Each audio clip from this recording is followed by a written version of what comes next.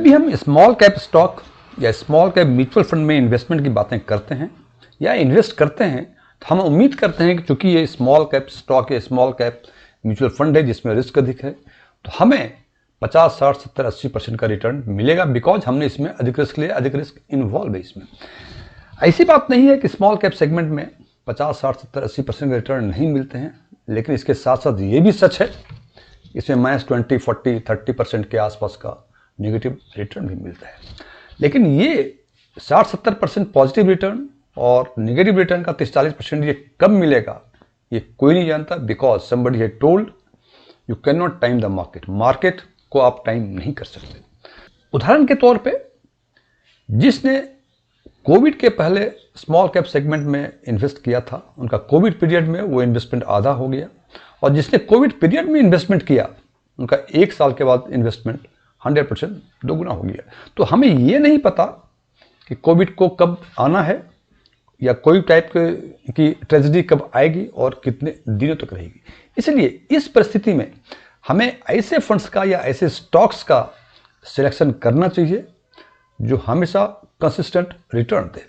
और इसी परिप्रेक्ष्य में आज हम बात करेंगे स्मॉल कैप सेगमेंट के एक ऐसे फंड की जिन्होंने पिछले 15 साल से कंसिस्टेंट रिटर्न दिया है, और उस फंड का नाम है HDFC स्मॉल कैप फंड। इस पर आगे चर्चा करने के पहले हम ये जानना चाहेंगे, हम ये बताना चाहेंगे बेसिकली कि आज के दिन में स्मॉल कैप सेगमेंट में 1 साल से पुराने 24 फंड हैं, 5 साल या उससे अधिक पुराने फंड 19 फंड हैं, 10 साल या उससे अधिक पुराने फंड 11 फंड हैं, और आज के दिन में 15 साल या उससे अधिक पुराने कुल 8 फंड्स हैं स्मॉल कैप सेगमेंट में।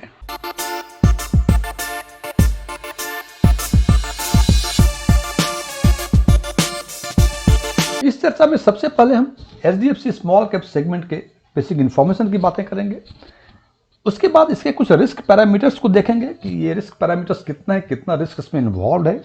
फिर हम बात करेंगे 5 ईयर्स, 10 ईयर्स और 15 ईयर्स के टेन्योर में इसके XIRR यानी SIP रिटर्न की, और उस SIP रिटर्न में एक एग्जाम्पल लेके देखेंगे कि यदि हम 10,000 रुपये आज से 5 साल पहले, 10 साल पहले या 15 साल पहले इस फंड में हम किए होते तो आज उसका कॉर्पस कितना होता और XIRR कितना मिलता, और यदि उसका एवरेज, और फिर इसकी तुलना करेंगे स्मॉल कैप सेगमेंट के एवरेज रिटर्न से और इसके जो बेंचमार्क हैं निफ्टी स्मॉल कैप 250 TRI से।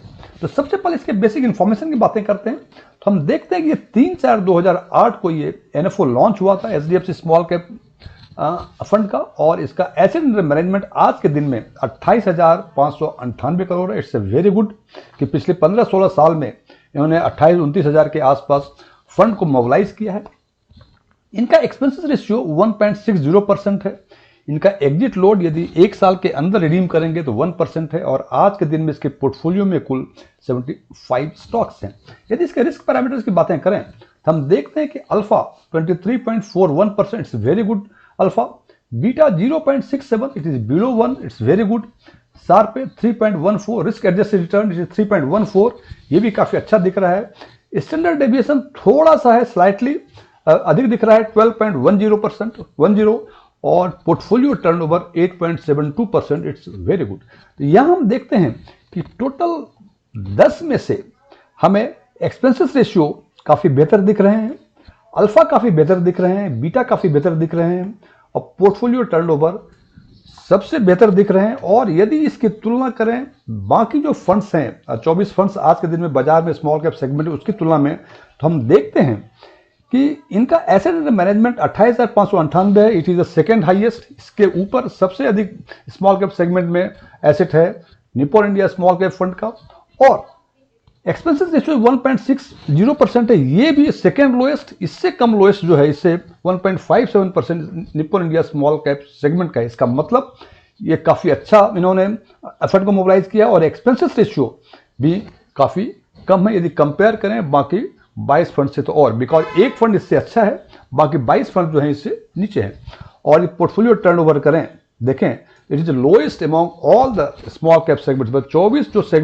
24 जो फंड्स हैं स्मॉल कैप सेगमेंट में उसमें सबसे कम portfolio turnover ratio 8.72% HDFC small cap fund का है। एक लाइन में बता दूं, यदि आपको alpha beta Sharpe portfolio turnover के बारे में यदि आपको पता है तो अच्छी बात है। यदि इसके बारे में आप जानना चाहते हैं तो आप हमारे प्लेलिस्ट में जाके इसके बारे में जानकारी ले सकते हैं। अल्फा का सिंपल मतलब जो बेंचमार्क से कितना अधिक रिटर्न देने की सामर्थ्य ये रखता है। बीटा मतलब वोलेटिलिटी स्मॉल कैप सेगमेंट के कंपैरिजन में कितना है। Sharpe ratio means standard risk adjusted return कितना दे सकता है। स्टैंडर्ड डेविएशन मींस जो हम एक्सपेक्ट करते हैं उससे जो आउटपुट होगा, जो रिजल्ट होगा, जो रिटर्न होगा वो कितना डेविएट कर सकता है। और PTO portfolio turnover ratio means एक साल में इसका फंड मैनेजर टोटल स्टॉक्स को कितने बार रिप्लेस करता है।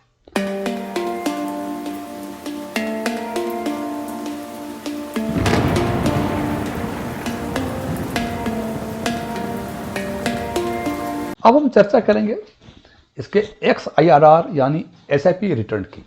और एसआईपी रिटर्न की जब चर्चा करेंगे तो हम एक एग्जाम्पल लेंगे। इसकी चर्चा हमने यहाँ की हुई है 5 साल, 10 साल और 15 साल के टाइम हॉरिजन में। यानी यदि हमने आज से 5 साल पहले 10,000 रुपये की एसआईपी की होती, या आज से 10 साल पहले 10,000 की एसआईपी की होती, या आज से पहले हम 15 साल पहले हम 10,000 की एसआईपी की होती, और ये एसआईपी इस फंड में की होती, या इसके फिर उसकी तुलना करेंगे इसके इस कैटेगरी के एवरेज रिटर्न से, फिर तुलना करेंगे यदि ये एसआईपी हम स्मॉल कैप के बेंचमार्क यानी उसके पैसिव फंड में, इंडेक्स फंड में इन्वेस्ट की होती, तो आज के दिन में उसका कॉर्पस क्या होगा।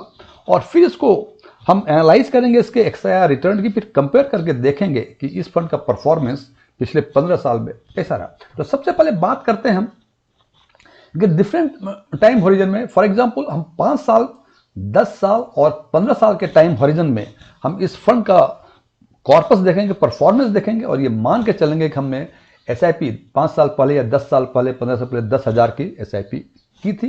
तो हम देखते हैं कि यदि हमने 5 साल पहले 10,000 की एसआईपी की थी, टोटल इन्वेस्टमेंट आज के दिन में 6 लाख रुपए होंगे। 10 साल पहले की होती तो 12 लाख रुपए होते, और यदि 15 साल पहले की होती तो ये आज के दिन में इन्वेस्टमेंट टोटल 18 लाख रुपए होती। और यदि हम देखते हैं कि आज के दिन में ये कॉर्पस कितना होता है, यदि इस फंड में इन्वेस्ट किया होता, तो हम देखते हैं कि इस फंड में यदि इन्वेस्ट किया होता तो 6 लाख रुपए जो इन्वेस्ट किए एसआईपी 10,000 रुपये पर मंथ, ये आज के दिन में 12,70,000 के आसपास कॉर्पस हो गया होता। 10 साल के लिए यदि 12 लाख आप इन्वेस्ट किए होते एसआईपी के फॉर्म में, तो आज के दिन में 36 लाख के आसपास कॉर्पस होता। और 15 साल के टाइम हॉरिजन यानी 15 साल पहले 10,000 की एसआईपी की होती, तो आज के दिन में जो इन्वेस्टमेंट आपका 18 लाख रुपए वो बढ़ के 87,57,000 के आसपास हो गई होती। लेकिन यदि यही एसआईपी हम की तुलना हम उसके कैटेगरी एवरेज से करें, तो कैटेगरी एवरेज में ये 6 लाख रुपए जो है वो 12,48,000 रुपए के आसपास हो गई होती। 10 ईयर के हॉरिजन में ये 35,16,000 के आसपास हो गई होती, और 15 ईयर के टेन्योर में ये 85,30,000 के आसपास हो गई होती। अब बात करते हैं कि यदि यही एसआईपी हम इस फंड के इंडेक्स फंड, स्मॉल कैप के इंडेक्स फंड में, जिसका कि benchmark Nifty small cap 250 TRI इसमें किया होता, तो आज के दिन में 5 ईयर्स पहले यदि एसआईपी की होती 5 ईयर्स के लिए, तो ये 6 लाख जो थे 12,61,000 बढ़ के हो गई होती। 10 साल के लिए जहां 12 लाख आपने इन्वेस्ट किया है, तो वो आज के दिन में कॉर्पस होता 31,55,000 रुपये, और 15 साल पहले यदि एसआईपी की होती तो आज के दिन में 18 लाख रुपए वो बढ़ के 72,06,000 के आसपास हो गई होती।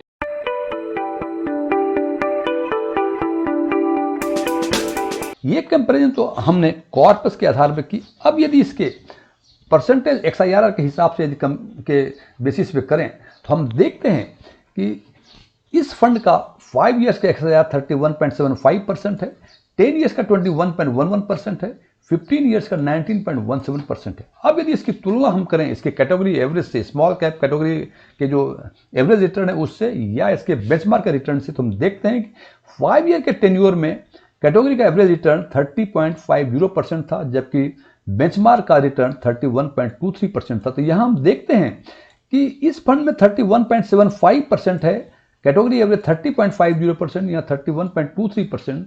तो इस फंड का परफॉर्मेंस 5 ईयर्स के टाइम हॉरिजन में दोनों को आउट परफॉर्म किया है। अब बात करते हैं 10 साल में।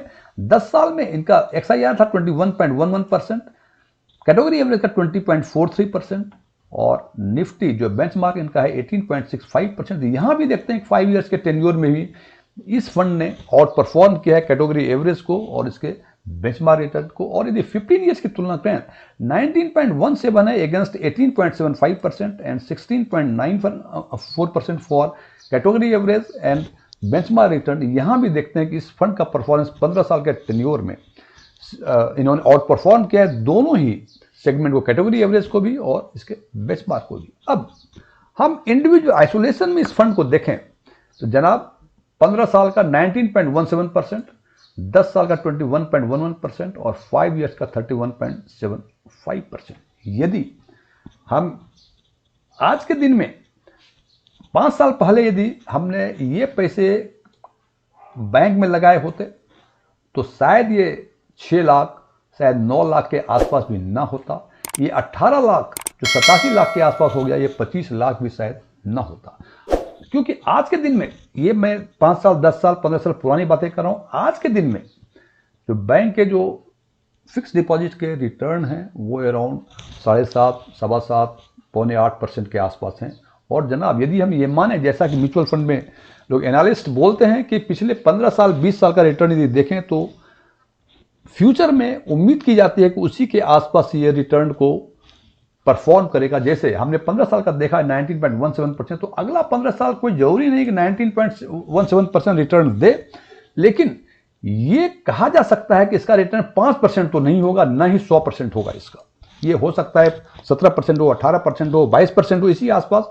बिकॉज ये हमेशा 15 साल का टेन्योर जो होता है, बिकॉज ये सारे इन्वेस्टमेंट ये इक्विटी स्कीम की बातें करते हैं और हम इसमें देखते हैं कि ये इन्वेस्टमेंट हमेशा स्टॉक्स में होते हैं। और कहा जाता है कि 10 साल में एक बिजनेस जो है अपना सारे साइकिल सारे स्टेज को क्रॉस करता है, अच्छे दिन बुरे दिन नॉर्मल डे सब क्रॉस करने के बाद जब ये रिटर्न आता है तो हम मानते हैं कि आने वाले दिनों में भी शायद इस रिटर्न को रिपीट करेगा। और इस लिहाज से HDFC small cap fund consistent return दे रहा है और आज के दिन में भी ये टेस्टेड फंड में यदि आप स्मॉल कैप सेगमेंट में इन्वेस्टमेंट करना चाहते हैं तो आप इस फंड में इन्वेस्ट कर सकते हैं। हालांकि जैसा कि मैं बार बार कहता हूं, ये डिसीजन डिपेंड करता है इंडिविजुअल इन्वेस्टर्स के परसेप्शन पे, बिकॉज उनका परसेप्शन उनका डिसीजन कई फैक्टर्स पे डिपेंड करता है। हालांकि मैं समझता हूं कि keeping view all the factors, एक कॉमन आदमी के पास जो फैक्टर्स होते हैं इसको डिसाइड करने के लिए, उसके लिहाज से भी HDFC स्मॉल कैप